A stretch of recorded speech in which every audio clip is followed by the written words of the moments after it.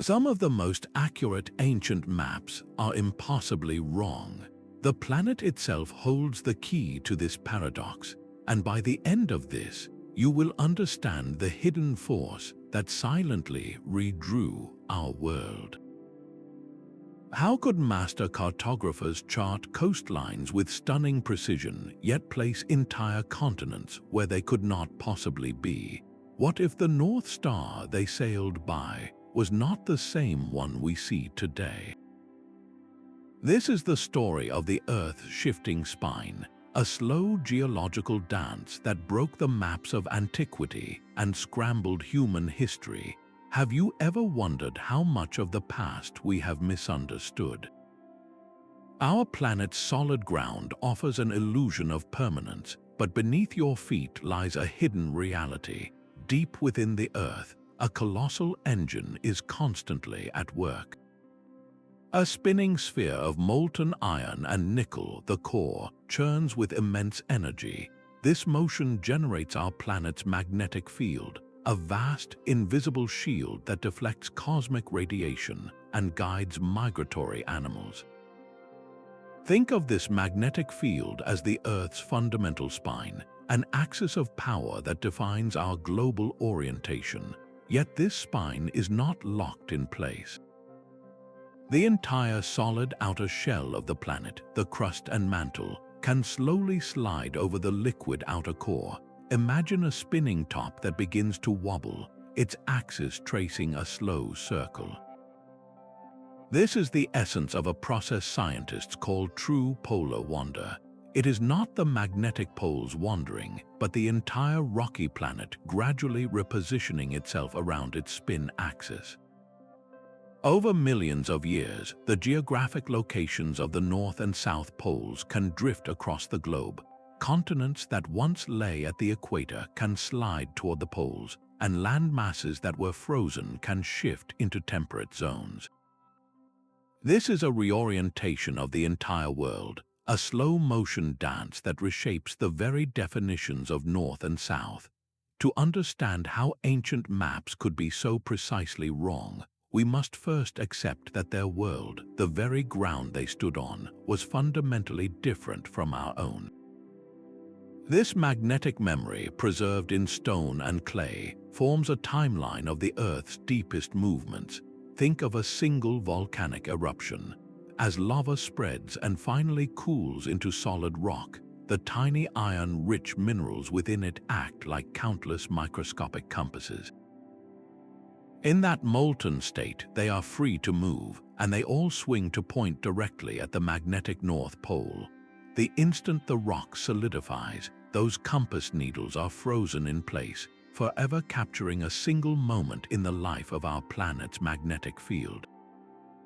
This is not just a theory. Scientists known as paleomagnetists journey to some of the world's oldest rock formations. They carefully drill out core samples, oriented precisely to the modern cardinal directions. Back in the laboratory, they subject these rock cylinders to sensitive instruments that can detect the faint, ancient magnetic signals still held within. It is like listening to a whisper from a world that no longer exists. The data they collect reveals a startling truth. If you take a volcanic rock from North America that is 80 million years old, its fossil compass does not point to the current North Pole. It points to a location somewhere in the middle of the Pacific Ocean. This is the undeniable proof of true polar wander. The entire planet has reoriented itself, shifting the geographic poles to new locations and dragging every continent along for the ride. This silent, global migration is the key that finally unlocks the mystery of the ancient maps. In 1513, an Ottoman admiral named Piri Reis compiled a world map that would baffle historians for centuries.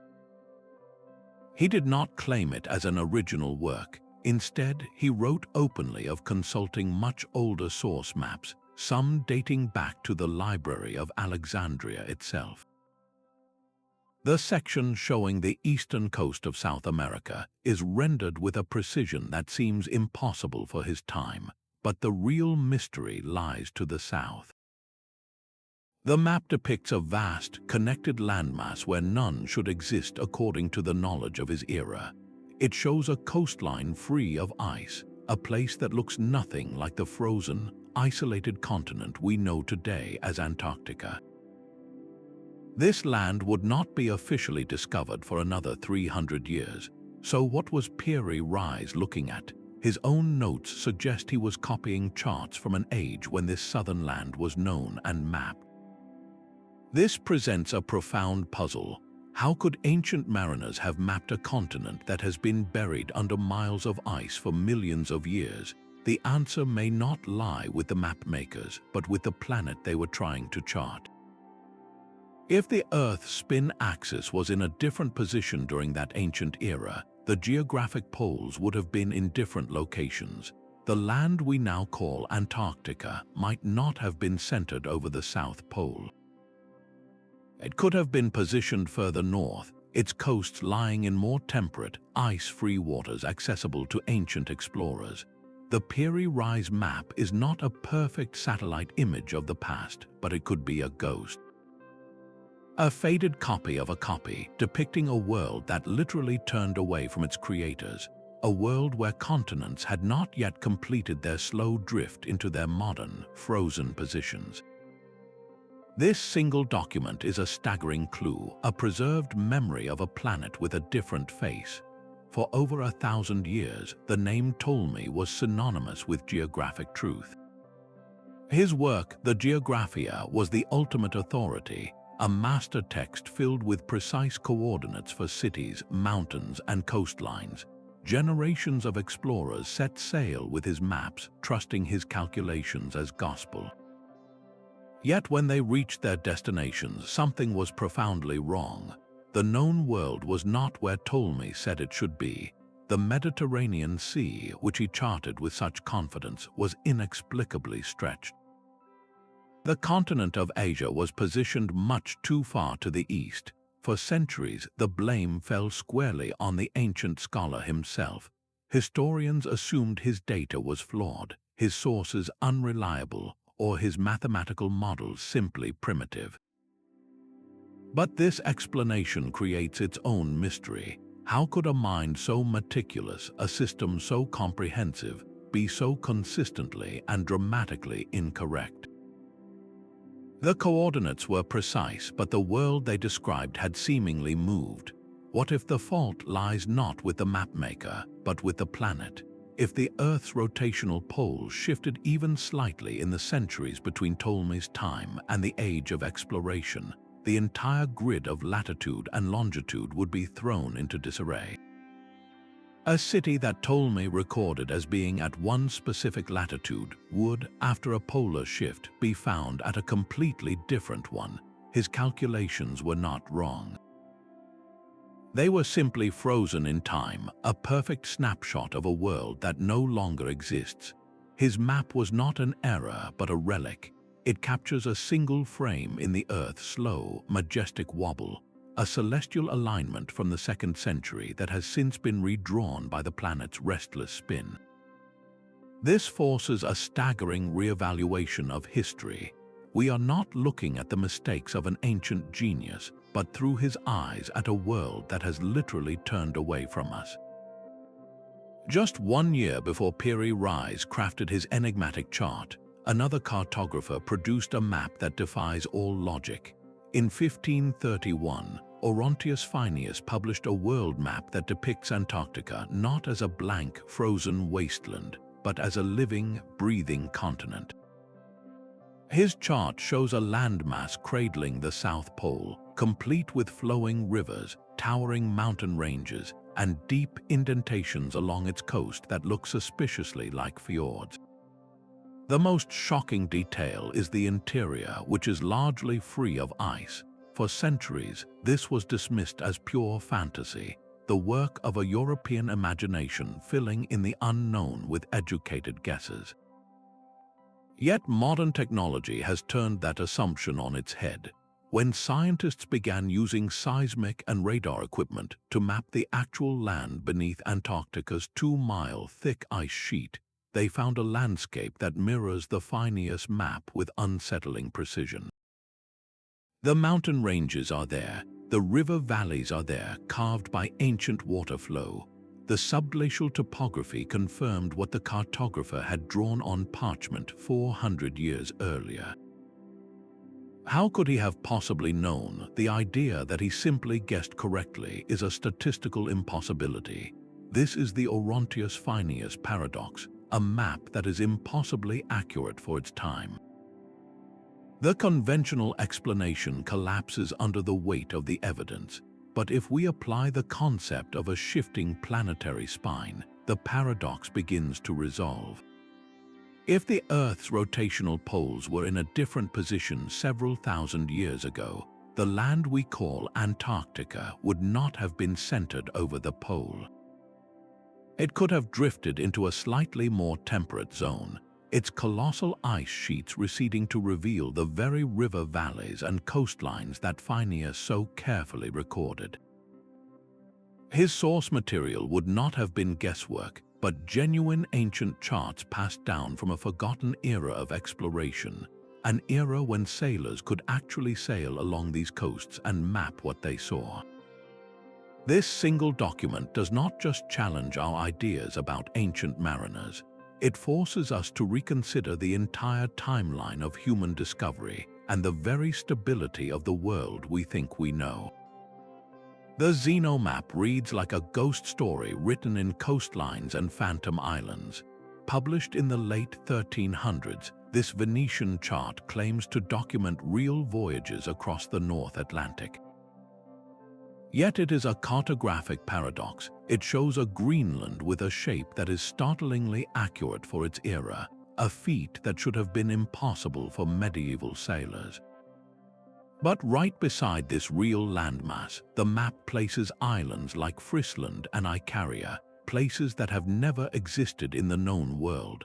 For generations, this was dismissed as a clumsy forgery or a work of pure fiction. But what if the map is not a single lie but a layered truth? It could be a jumbled compilation, a single parchment onto which charts from vastly different eras were accidentally combined. This theory hinges on the Earth's unstable spine. If a true polar wander event occurred, it would not just move continents, it would shatter the very art of navigation.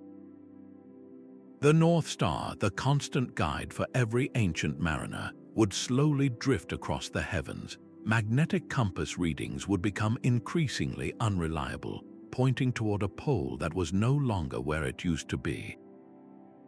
The sea routes, the precise bearings recorded on a map from one century, would lead to empty ocean in the next. An island like Friesland might not have sunk beneath the waves. It could have simply become lost. The navigational path to find it was broken, its celestial and magnetic signposts rendered obsolete by the planet's slow reorientation. The Zeno Map, then, is not a catalogue of fantasy but a library of lost realities. It is a collection of accurate charts whose instructions for use were silently invalidated by a world in motion.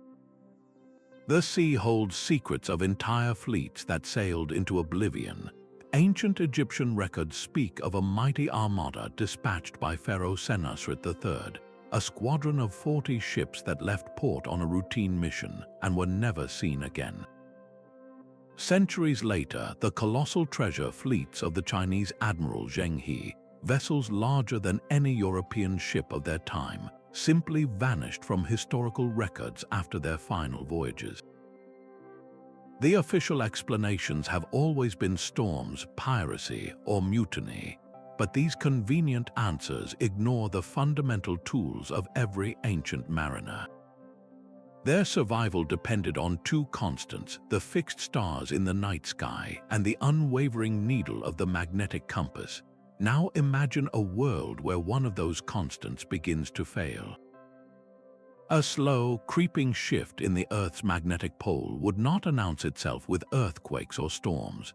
Its effect would be insidious, a gradual miscalculation that compounded over years, then decades, then generations. The precise bearing a master navigator recorded on a clay tablet, a course that safely skirted a deadly reef, would become a death sentence 50 years later. The compass needle, trusted completely, would point not to true north but to a phantom pole, leading ships ever so slightly off course with every league they traveled. A voyage that should have made landfall would find only empty horizon. A fleet following a trusted route would sail directly into an unexpected storm belt or onto a shoreline that was not on their maps. The disappearances were not necessarily sudden catastrophes, but slow-motion tragedies of navigation. The accumulated knowledge of centuries, the very routes that built empires and connected continents, became a hidden trap. The sea did not swallow these ships out of malice. They were lost because the world itself had moved, silently redrawing the rules of the journey and leaving no warning for those who trusted the old ways.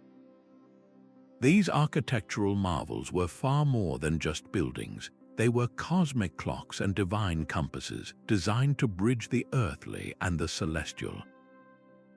The Great Pyramid of Giza stands as a timeless example, its base aligned to true north with a precision that stumps modern engineers, an error of just 3/60ths of a degree.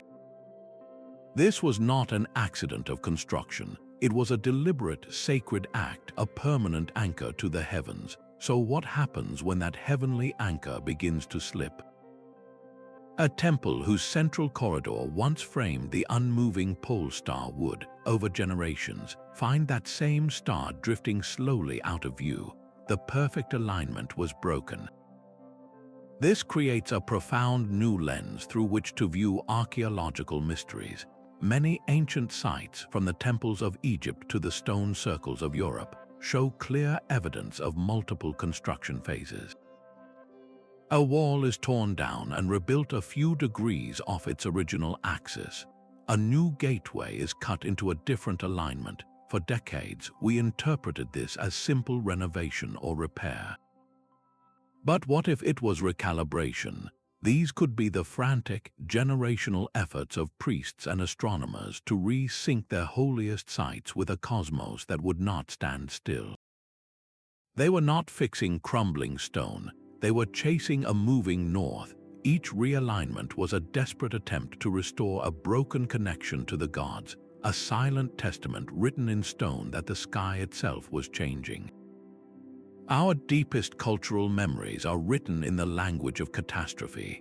From the biblical flood to the sinking of Atlantis, humanity's oldest stories are haunted by visions of a world undone.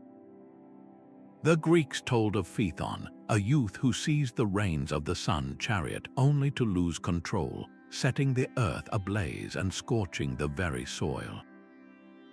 Ancient Egyptian texts lament a time when the world was turned upside down, with the south becoming north and the river flowing backward. For centuries, we have dismissed these accounts as powerful allegory, the work of primitive minds trying to explain a frightening natural world. But what if these are not just stories? What if they are the fragmented, terrified eyewitness accounts of a real geological event? A rapid episode of true polar wander would not be a gentle drift. If the planet's outer shell suddenly shifted over its liquid core, the consequences would be biblical in scale. The oceans, governed by inertia, would not move with the land. Enormous tidal waves miles high would scour the continents, leaving behind global sediment layers that we now interpret as evidence of ancient floods. The very sky would appear to tear itself loose. The familiar constellations would slip from their moorings. The sun and moon would rise and set in new positions, and the once steady pole star would abandon its post. For the people living through it, it would seem as though the chariot of the sun had indeed gone mad, and the fundamental order of the cosmos had collapsed. These myths, then, are not mere fantasy. They are the surviving echoes of a trauma written in the stars and the sea, a collective human memory of a time when the Earth's spine truly did shift, breaking the old world and forcing humanity to chart a new one from the ashes. This planetary wobble carries a climatic price tag far steeper than any redrawn map. When the Earth's axis shifts, it does not simply redraw the lines of latitude and longitude. It physically drags the entire system of global climate belts along with it. The tropical zone, the temperate mid-latitudes, the frigid polar circles, all of them slide across the surface of the globe like a set of ill-fitting rings. A region basking in a Mediterranean climate for centuries could find itself, over a handful of generations, slipping into the deep freeze of a new ice age. Conversely, a frozen landscape locked in permafrost could gradually enter a temperate zone, its ice sheets retreating to reveal fertile soil ready for life. This is not a gentle transition. It is a fundamental reorganization of the planet's weather machine, and the archaeological record is scarred with its consequences. Look at the Sahara Desert. Just 5,000 years ago, it was not a sea of sand. It was a green savanna dotted with lakes, teeming with wildlife, and home to human settlements that left behind rock art depicting giraffes and crocodiles. Then, with shocking speed, it dried up and died. Conventional science points to a gradual change in the Earth's orbit. But what if that orbital shift was amplified by a simultaneous, minor adjustment of the planet's spin?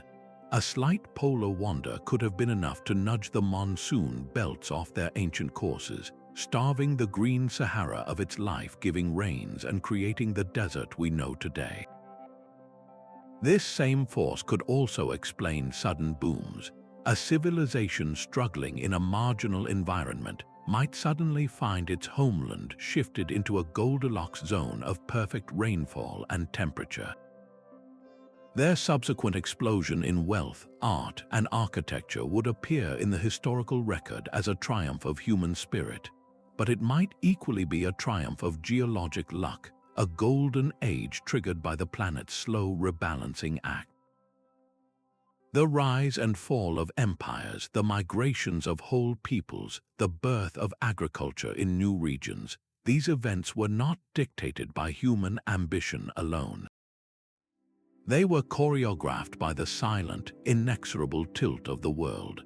A university professor in the 1950s saw these same ancient maps and dared to propose a radical idea.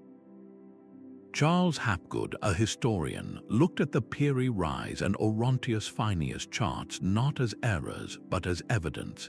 He formulated what he called the Earth-shifting crust theory. Hapgood postulated that our planet's entire outer shell, the lithosphere, could occasionally slide as a single unit over the softer layer beneath it. In his model, this was not the slow, incremental drift of continents we now call plate tectonics. This was a catastrophic shift where the entire geography of the world could suddenly relocate, moving entire landmasses into new climatic zones. He argued that this was the only way to explain how Antarctica, as shown on those ancient maps, could have once been ice-free and mapped by a forgotten civilization. His theory was a bold attempt to solve the cartographic mysteries that had baffled scholars for generations. While the scientific community largely rejected his proposed mechanism, his core intuition was startlingly correct. Hapgood forced a vital conversation. He challenged the absolute permanence of the Earth's geography, proposing that the ground beneath our feet was not as stable as we believed. He was the first to seriously suggest that the poles themselves could wander, and that the evidence was not just locked in rock but preserved on parchment. His controversial work, championed briefly by even Albert Einstein, served as a crucial bridge. It took the idea of a moving planet from the fringes of speculation and placed it squarely on the table for mainstream science to investigate. The details of his theory were wrong, but his fundamental question was right, and it echoed through the halls of geology until it found its answer in the more nuanced, gradual process of true polar wander. That slow drift of the pole is no longer a ghost in the ancient rock record. We can now see it happen before our eyes, measured not with fossil compasses but with lasers from space. A pair of satellites, part of a mission known as the Gravity Recovery and Climate Experiment, fly in a precise formation hundreds of kilometers above the Earth. By constantly measuring the microscopic changes in the distance between them, they can map our planet's gravity field in astonishing detail. Think of it as weighing the entire Earth from orbit. This allows scientists to track the massive movements of water and ice across the globe, watching as billions of tons of meltwater pour off Greenland and Antarctica, and as vast aquifers are drained for human use. When this colossal weight shifts from one part of the planet to another, it unbalances the entire spinning system. It is like a spinning top with a piece of clay slowly sliding across its surface, causing a subtle but definite wobble. This massive redistribution of weight is the engine of modern true polar wander. The data is unequivocal. The North Pole is not a fixed point. It is migrating several meters every decade, pulled steadily away from Canada and toward Siberia by the relentless melt of polar ice and the movement of water across the continents. This is the final, undeniable link in the chain. The same fundamental process that we once had to infer from ancient lava and cryptic parchment is now a visible, quantifiable fact of our present world. The planetary spine is not just a relic of the deep past. It is shifting right now, actively responding to the changing mass of our world, proving that the forces which broke the maps of antiquity are the very same ones quietly redrawing our own. This slow drift holds a hidden potential for sudden, breathtaking speed. We are left with a critical question: just how fast can the Earth's spine truly shift? Is it always a geological crawl, or can it, at times, lurch into a sudden sprint? The evidence locked in ancient rock tells a complex story. For the most part, true polar wander is a patient, relentless process, moving at a pace of perhaps a few centimeters per year, a shift completely imperceptible over a single human life. But the geological record also contains startling clues that this is not the whole story. There appears to be a tipping point.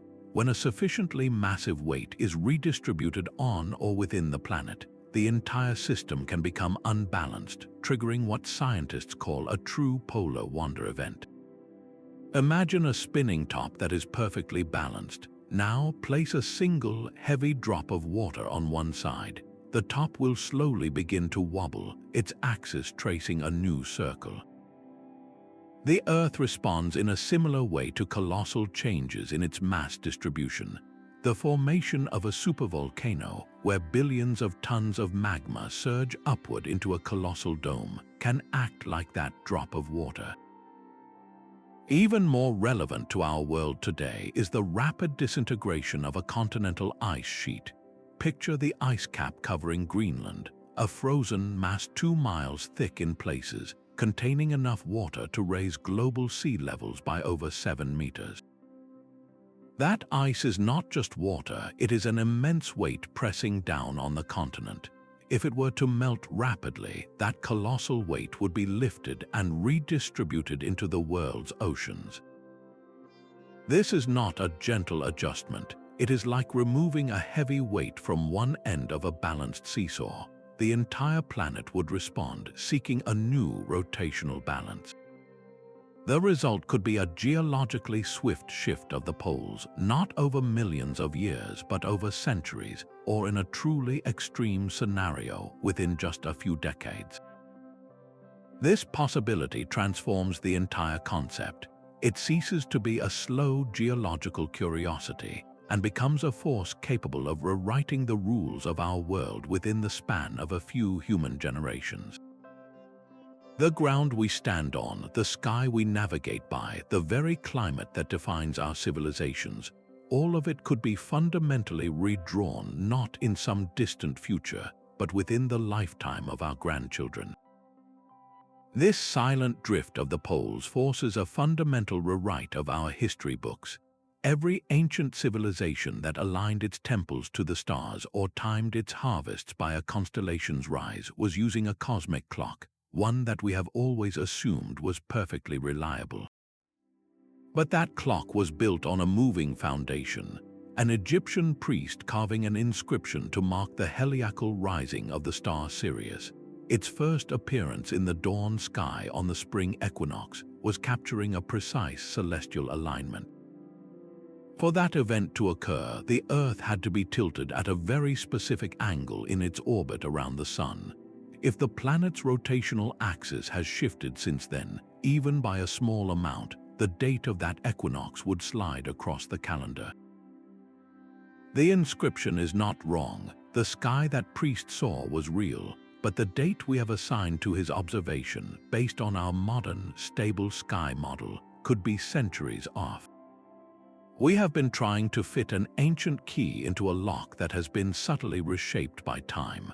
By working backwards using the known rate of the Earth's polar wander, astronomers can now recalculate these moments. They can take that Egyptian inscription and ask, not what year it was when the sky looked like this for a fixed Earth, but what year it was when the sky looked like this for an Earth tilted just slightly differently. This process can resolve long-standing disputes, the chronologies of entire dynasties, the dating of catastrophic events like the eruption of Thera, even the timelines of megalithic structures like Stonehenge. All of them are tied to astronomical observations. A shifted pole means all those dates are potentially fluid. The Earth's slow wobble thus becomes the most profound timekeeping device we have ever discovered, a planetary metronome that allows us to re-sync the story of humanity with the deep, rhythmic pulse of the planet itself. The legend of Mu is a ghost haunting the Pacific Ocean. For over a century, stories of a sunken continent, a Pacific Atlantis, have been relegated to the fringes of history, dismissed as pure fantasy. But these persistent myths share a hauntingly similar theme: an advanced civilization on a paradise island, suddenly swallowed by the waves in a single cataclysmic day. What if the core of this story is not fantasy, but a profound misunderstanding of a real geological event? The continent did not sink. The ocean did not rise up to claim it. Instead, the entire world turned away from it. Imagine a large landmass, an island continent, situated in the tropical Pacific. It enjoys a stable, idyllic climate for thousands of years, allowing a sophisticated culture to flourish. Then the Earth's spine begins to shift. As the poles migrate, this land is dragged out of its comfortable tropical zone and into a new climatic belt. The monsoon rains that fed its rivers fail. Temperatures plummet or soar. Its fertile lands wither into desert or are locked under permafrost. The civilization collapses, and the survivors flee in a mass exodus, carrying with them the story of their once great homeland. For generations, they try to return, sailing by the stars their ancestors taught them. But the stars are no longer reliable guides. The constellations have shifted in the sky, and the old navigational paths now lead only to empty, treacherous seas. The homeland is not gone. It is still there, a barren and frozen shell of its former self, but it is effectively lost, its location erased from the celestial map. The legend of Mu being swallowed by the sea is a poetic, terrifyingly accurate description of a land that was lost to a changing sky. It is not a map of a sunken continent, but a memory of a climate murdered by a wandering planet. Our own ancestors were passengers on a planet that refused to stand still. The great human migrations that populated the continents were not just a triumph of human endurance, they were a negotiation with a landscape in constant motion. As the Earth's poles wandered, they did not simply redraw coastlines, they rewrote the entire rulebook for survival. A polar shift that dragged a region out of the deep freeze could perform a magic trick on the land. Imagine a passageway between two massive ice sheets, sealed for millennia by impassable glaciers, suddenly thawing open. This was not a theoretical possibility. The ice-free corridor that runs down through modern-day Canada is believed to be one of the key routes for the first people entering the Americas. But what if that corridor did not open slowly due to a stable, gradual warming? What if it was flung open much earlier or later because the planet's tilt had repositioned that entire landmass into a slightly warmer climatic zone? The window of opportunity for migration would have been dictated by the Earth's wobble, not just by the climate cycles we understand today. Our ancestors walked through doors that the planet itself opened for them, and those doors could slam shut just as quickly. A route that was a lush, habitable valley for one generation could become an icy cul-de-sac for the next, trapping entire populations and forcing them to adapt or perish. This dynamic planet did not just provide a static stage for human history. It was an active, unpredictable player offering pathways and then erasing them from the map. The peopling of the Pacific Islands presents an even more dramatic puzzle. How did ancient voyagers in simple outrigger canoes find and settle thousands of scattered islands across an ocean that spans nearly a third of the globe? Their celestial navigation was masterful, but it depended on a stable sky. A shifting pole would have rendered their star charts obsolete over generations. An island discovered and settled by a pioneering group might become impossible for their descendants to reliably find again, as the star that once pointed directly to it now led to an empty horizon. The patterns of dispersal we see in the archaeological record, the sudden appearances and mysterious abandonments of settlements, might be the direct result of the navigational grid being silently recalibrated. The greatest adventures in human history were not just journeys across space, but races against a clock set by the slow, relentless drift of the world itself. The ground beneath us is not a passive foundation, but a dynamic system constantly seeking its own equilibrium. This principle is known as isostasy, the gravitational balancing act of the Earth's crust.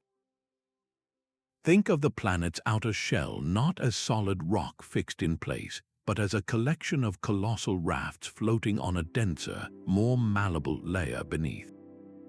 A massive ice sheet, thousands of meters thick, acts like an unimaginably heavy weight placed upon one of these rafts.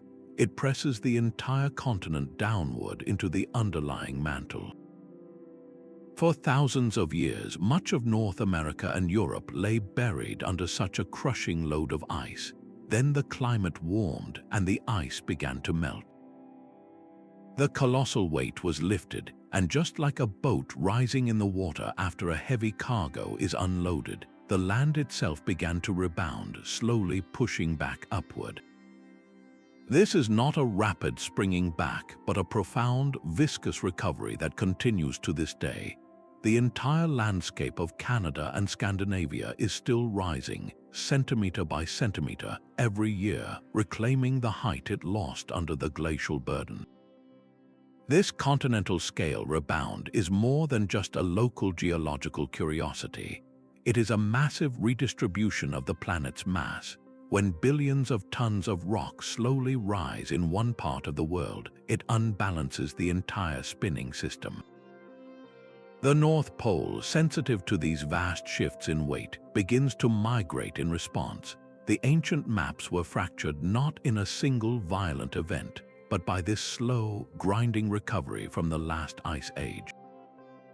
The very ground the mapmakers stood on was still moving, rising imperceptibly from its slumber, silently tugging at the planet's axis and redrawing the lines of north and south with every passing century. 500 years after Ptolemy, a new map tried to solve the navigator's greatest problem. Gerardus Mercator needed a way to draw the curved surface of the Earth onto a flat sheet of paper, so that a sailor could plot a straight line and actually follow it. His solution, the Mercator projection of 1569, was a work of genius for its time. It made every line of constant compass bearing, every room line, appear perfectly straight on the map. A navigator could simply draw a line from Lisbon to the Caribbean and know exactly what compass heading to follow for the entire voyage. This practical magic came at a cost, a distortion that grows with every degree of latitude. On a standard classroom Mercator map, Greenland appears larger than Africa, when in reality Africa is 14 times bigger. This was a necessary compromise, a mathematical trick to make the compass useful on a flat chart. But this solution contains a hidden, critical assumption. It presumes that the magnetic poles, the very anchors of the compass, are fixed in their modern locations. What if they are not? The entire Mercator system, the grid that defined global navigation for centuries, is built on a foundation of sand if the poles themselves are mobile. Imagine a master cartographer in the 1500s holding a much older chart passed down from antiquity. He tries to copy its coastlines onto his new Mercator grid. But the old map was drawn when the magnetic North Pole was hundreds of miles from its current position. The compass bearings recorded on that ancient chart are no longer true. The shapes are correct, but their placement on the globe is fundamentally wrong according to his new system. He is not looking at a bad map. He is trying to force a square peg of geographic data from one polar alignment into the round hole of a new one. The frustration of these Renaissance mapmakers, their struggles to reconcile stunningly accurate coastlines with impossible continental positions, suddenly makes a different kind of sense. They were not poor draftsmen. They were the first to witness the ghost in the machine, the subtle but undeniable evidence that the world's magnetic heart had moved, breaking the very tool they relied on to make sense of it all. A colossal asteroid impact does more than just carve a crater. It excavates billions of tons of rock and vaporizes it, hurling that material high into the atmosphere and out into space. For a brief, violent moment, the planet has lost a significant amount of mass from that one location. The entire Earth, a perfectly balanced spinning top, is suddenly and profoundly unbalanced.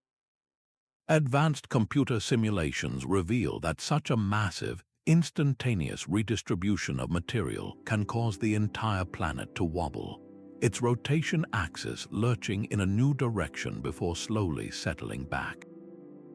This is not the slow, patient drift of true polar wander, but a sudden, terrifying jolt.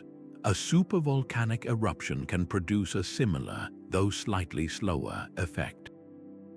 When a chamber of magma the size of a mountain range empties onto the surface, it leaves behind a colossal void. The ground above this empty chamber collapses, forming a caldera dozens of miles wide. The mass that was once deep within the Earth is now spread across the surface, a monumental shift in weight that the planet must compensate for. If an event of this magnitude occurred within the time frame of human civilization, what would it have looked like to the people living through it?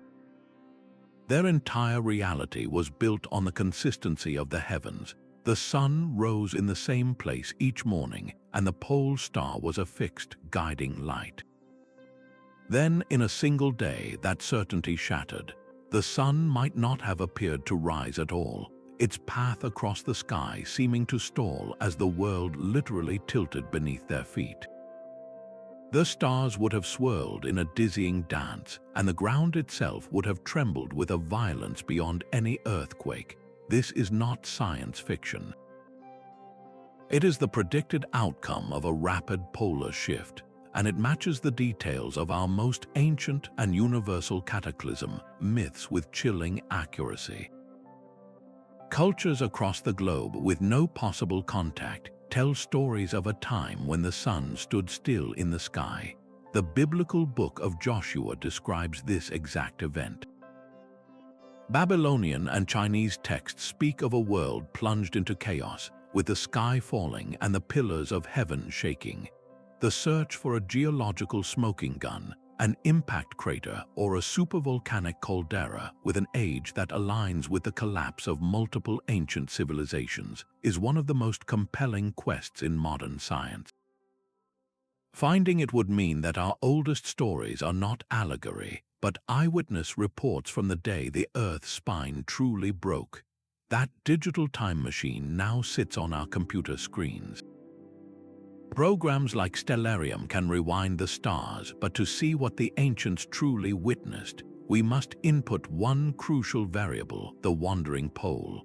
When we feed the software the known historical positions of the Earth's spin axis, the virtual sky transforms. The familiar constellations warp into new arrangements, and forgotten stars blaze in positions we no longer recognize. For the builders of Stonehenge, the North Celestial Pole was not anchored by our Polaris. It lay in a dark void between the constellations of Draco and Ursa Minor, making their alignments to solstices and lunar standstills even more precise than we ever calculated. The Babylonian astronomers who meticulously recorded the movements of Venus did so under a slightly different tilt of the Earth. Their precise calendars, which seem to drift out of sync in our models, click perfectly into place when the planet's ancient orientation is restored. This recalibration is more than a technical fix. It is a key that unlocks the literal meaning of ancient myths. The Greek legend of the she-bear Callisto, placed in the sky as the constellation Ursa Major, revolved around a pole star that was not Polaris, but a brilliant star called Theban in the tale of Draco. For over 1,000 years, Theban was the immovable center of the celestial sphere, the true nail upon which the heavens turned. Our modern sky has forgotten its former king, but the legends remember. Every ancient culture that described a different pole star was not speaking in metaphor. They were reporting the simple, observable truth of their epoch. Their sky was not our sky, their north was not our north. By rebuilding this lost celestial dome, we are not just correcting star charts, we are finally reading their stories as they were written, in the light of the stars they actually saw. Our planet's restless dance left its signature in the bones of the ancient world. The fossil record is far more than a catalogue of extinct creatures. It is a chronicle of environments gained and lost overnight in geological time. When a polar shift drags a continent into a new climate zone, the local ecosystem faces an ultimatum: adapt, migrate, or die. We find the skeletons of tropical mammals in places that are now Arctic tundra.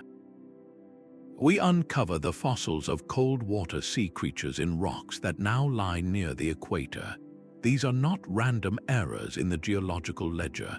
They are the direct testimony of a planet rebalancing itself, moving its living carpets from one room to another. This grand reshuffling of habitats did not just affect the animals, it dictated the survival and spread of our own ancestors. The great herds of mammoths and bison did not randomly wander across continents. They were fleeing, or perhaps following, the slow march of their preferred climate. And close behind them came the human hunters, their own migrations shadowing the very prey that sustained them. The paths our ancestors took out of Africa and across the globe were not just lines on a map. They were trails blazed by a shifting climate, a direct consequence of the Earth's wandering poles. This story is now being confirmed at the molecular level. By studying ancient DNA, scientists can detect sudden population crashes, moments when a species was pushed to the brink, and then later, rapid expansions when new territory opened up.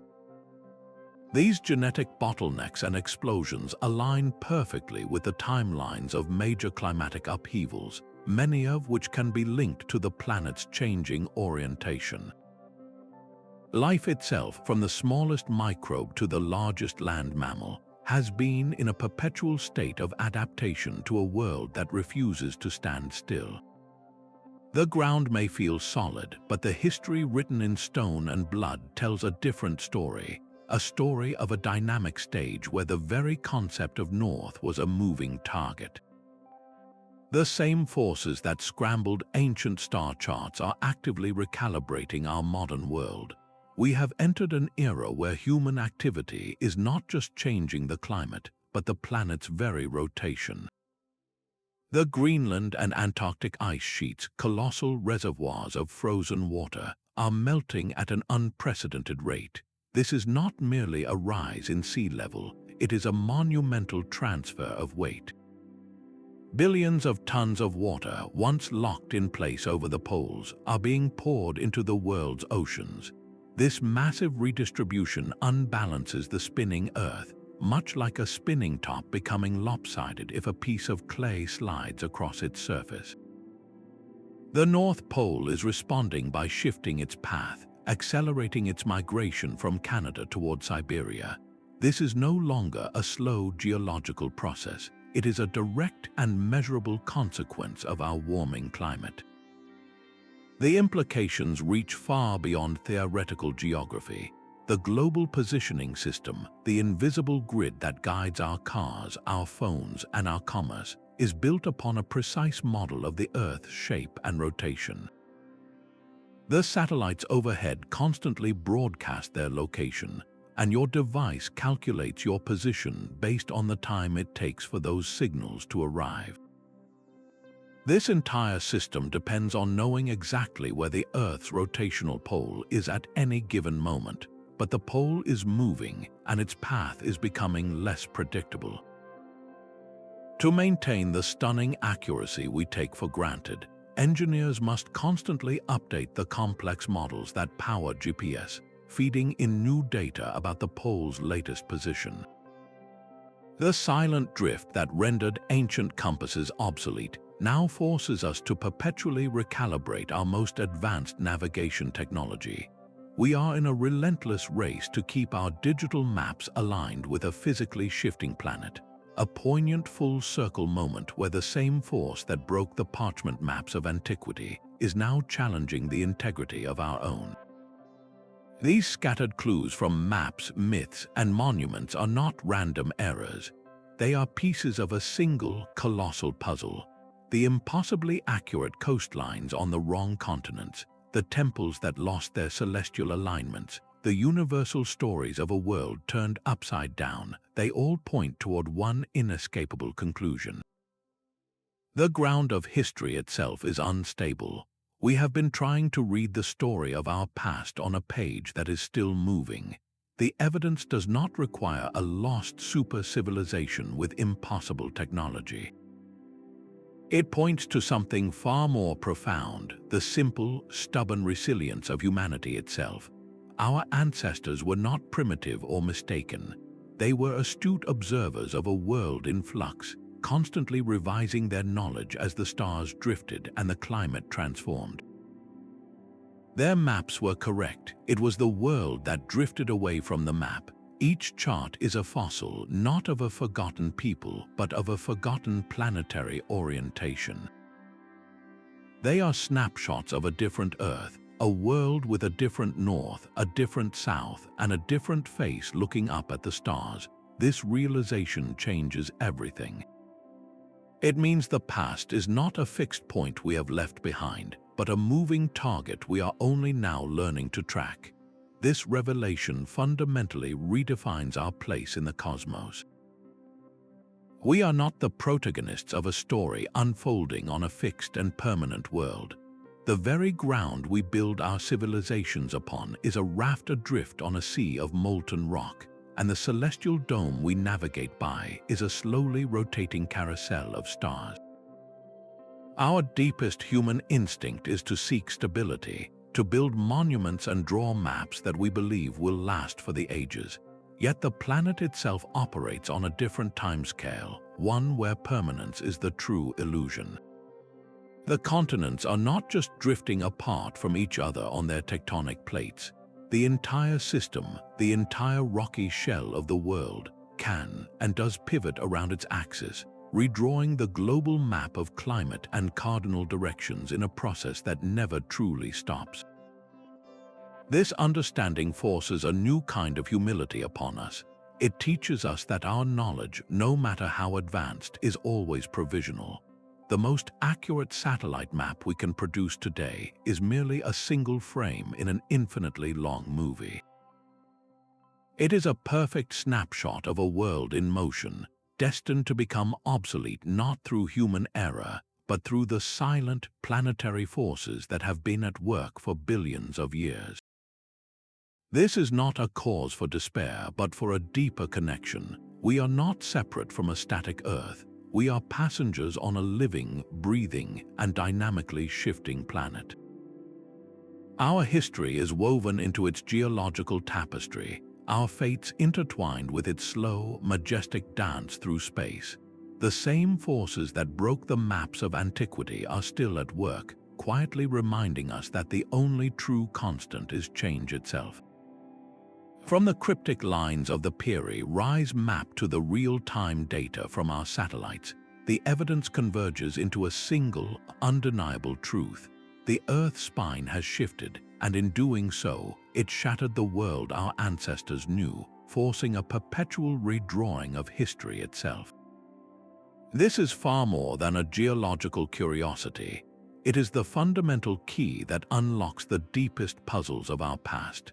It explains why ancient accounts feel so strange and dreamlike, why mighty civilizations suddenly bloomed in deserts or vanished beneath the ice, and why humanity's relentless quest for accurate navigation has been a saga of both triumph and heartbreaking loss.